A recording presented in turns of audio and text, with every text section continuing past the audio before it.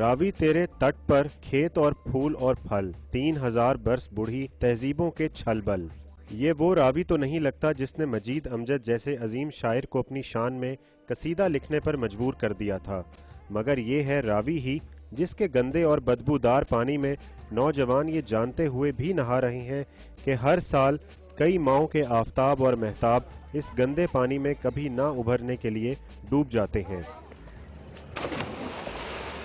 بتی گئی سی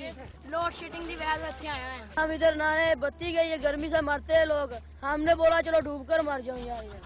دریائے راوی آج شہزادوں کی سیرگاہ نہیں بلکہ بھینسوں کا اشنان گھاٹ ہے،